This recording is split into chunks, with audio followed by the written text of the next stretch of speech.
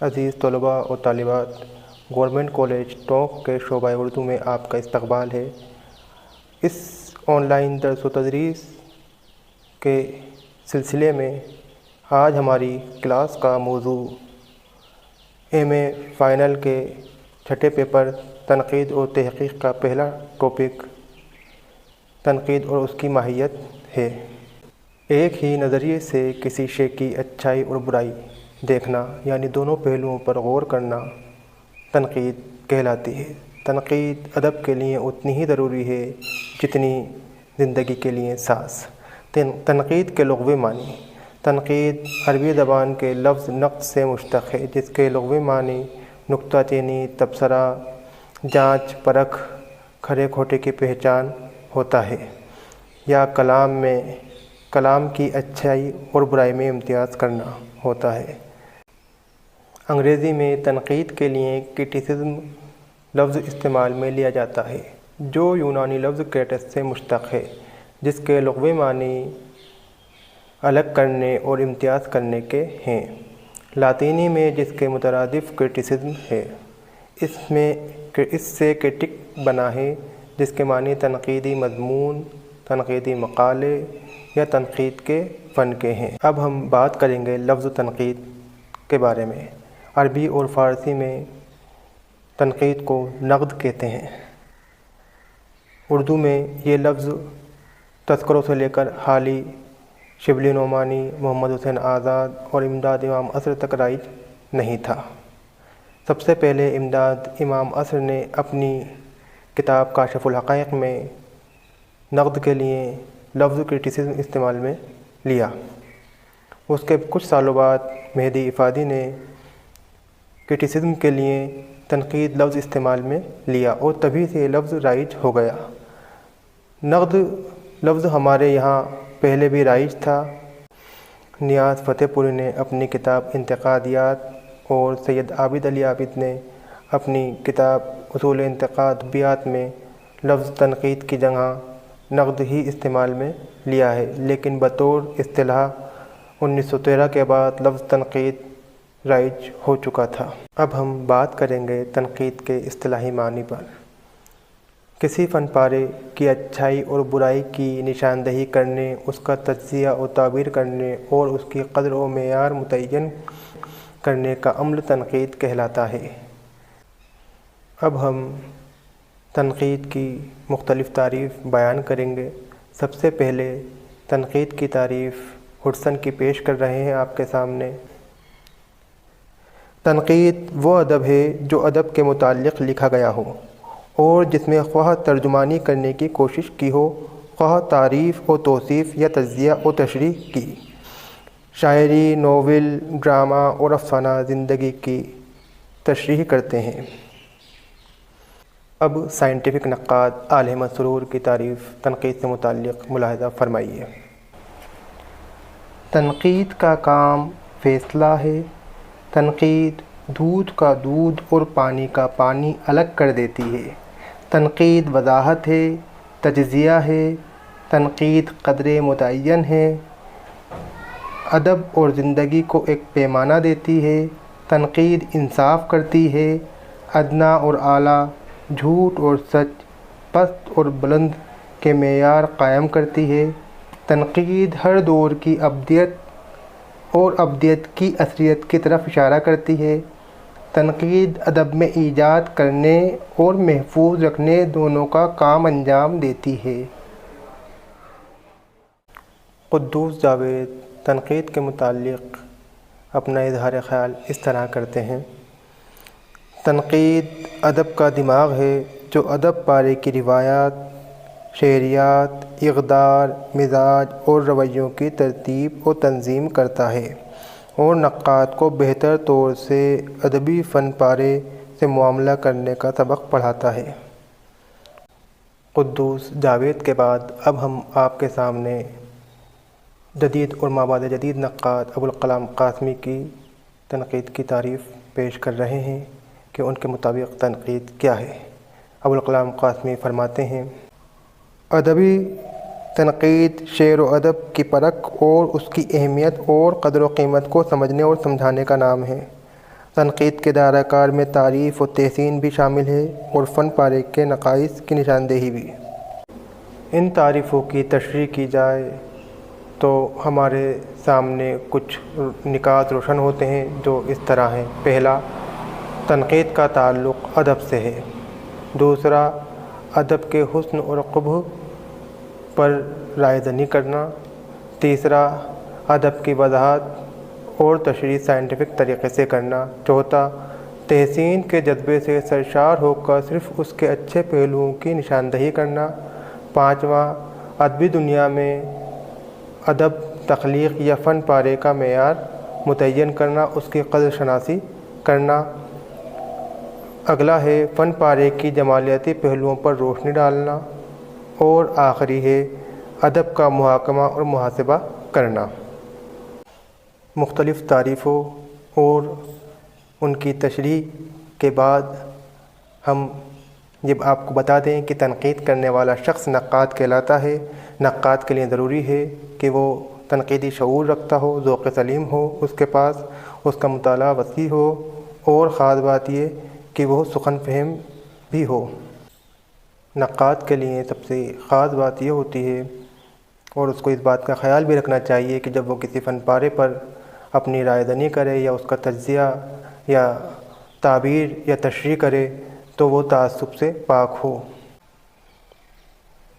تنقید کے منصب اور ماہیت کو ایک واضح ڈھانچہ عطا کرنے کے لیے تنقید کی دو قسموں پر نظر ڈالنا ضروری ہے۔ پہلی قسم نظریاتی تنقید اور دوسری قسم عملی تنقید۔ پہلی قسم نظریاتی تنقید میں نظریہ سازی کی جاتی ہے، نظریات بنائے جاتے ہیں، شعر و ادب کو سمجھنے کے لیے کچھ اصول بنائے جاتے ہیں۔ شعر کیا ہوتا ہے، ادب کیا ہوتا ہے، اس کی اہمیت کیا ہے، اس سے کیا فائدہ ہو سکتا ہے، اس کو کیسا ہونا چاہیے، یہ سب سوال پیدا کیے جاتے ہیں، اور جو بھی جواب ہمارے سامنے آتا ہے وہ اصول کہلاتے ہیں، نظریہ کہلاتے ہیں۔ مطلب یہ کہ فن پارے کے محاسن و معائب، ان کی شناخت، ان کی نشاندہی اور ان کے معیار متعین کرنے کے لیے کچھ اصول بنائے جاتے ہیں جو نظریاتی تنقید کے زمرے میں آتے ہیں۔ مثال کے لیے الطاف حسین حالی کی کتاب مقدمہ شعر و شاعری، جسے اردو تنقید کی پہلی کتاب مانا جاتا ہے، عالم مسرور نے اس کے بارے میں کہا تھا کہ یہ اردو شاعری کا منشور ہے۔ مقدمہ شعر و شاعری کو الطاف حسین حالی دو حصوں میں تقسیم کرتے ہیں۔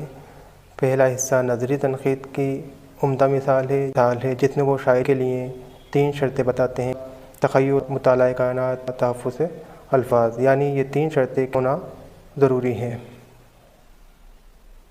نظریاتی تنقید کو ہم اس طرح بھی سمجھ سکتے ہیں کہ ترقی پسند نقادوں کے نزدیک اگر کسی فن میں یا فن پارے میں یا ادب میں، کسی شاعری، افسانے، ناول میں اجتماعی زندگی یا طبقاتی کشمکش کا ذکر نہیں کیا گیا ہو تو وہ اسے ادب ماننے سے انکار کر دیتے تھے۔ یہی وجہ ہے کہ انہوں نے کلاسیکی ادب کو اپنی تنقید کا حصہ نہیں بنایا۔ تنقید کی دوسری قسم عملی تنقید ہے، جس میں کسی نظریے کو سامنے رکھ کر کسی فن پارے کا تجزیہ کیا جاتا ہے، اس کی تعبیر، اس کی تشریح کی جاتی ہے، اس کے حسن و قبح پر نظر ڈالی جاتی ہے اور ان کی نشاندہی کی جاتی ہے۔ عملی تنقید کی مثال سب سے پہلے ہمیں الطاف حسین حالی کے مقدمہ شعر و شاعری میں ملتی ہے، جس میں انہوں نے مختلف اصناف سخن جس میں مرثیہ، مثنوی، غزل اور قصیدہ شامل ہیں، ان پر اصلاح سخن کیا اور ان پر تنقید کی، اور انہی کی روشنی میں ان سے وابستہ جو شعراء تھے جو ان اصناف سخن میں طبع آزمائی کیا کرتے تھے، ان کے کلام پر بھی رائے زنی کی ہے۔ عملی تنقید کی دوسری مثال شبلی نعمانی کی تصنیف موازنہ انیس و دبیر ہے، جس میں انہوں نے میر انیس اور مرزا دبیر کے مرثیوں پر تنقید کی ہے، ان کا موازنہ کیا ہے۔ تنقید کی تعریف اور اس کی اقسام کے بعد ہم بات کریں گے اس کی ماہیت کے بارے میں، یعنی تنقید کی وہ کون سی خوبیاں ہیں کہ جو اسے ادب کے لیے ناگزیر بتاتی ہیں۔ تنقید کی پہلی خوبی ہے کہ وہ فن پارے میں موجود محاسن اور معائب کی تلاش کرتی ہے اور یہ بتاتی ہے کہ فن پارے میں کیا کمی ہے۔ مثال کے لیے رتن ناتھ سرشار کا ناول فسانہ آزاد، یہ ناول لکھنؤ کی تہذیب کی عکاسی کرتا ہے، اس کی زبان کی عکاسی کرتا ہے، ایک عمدہ مثال ہے، لیکن اس کی جو کمی ہے وہ ہے اس کا اسلوب، اس کے اسلوب میں جھول ہے، یہی چیز تنقید دیکھتی ہے۔ حالانکہ تنقید میں زیادہ تر خوبیاں بھی دیکھی جاتی ہیں۔ کولرج کا ماننا ہے کہ تنقید میں ہمیشہ خوبیاں ہی دیکھنی چاہیے۔ اگر کوئی شخص میرے پاس آئے اور مجھ سے یہ بتائے کہ کسی فن پارے میں یہ کمی ہے تو میں اس کو نظر انداز کروں گا، کیونکہ کوئی بھی تخلیق جب پہلی بار وجود میں آتی ہے تو اس میں کچھ نقص ہوتے ہیں۔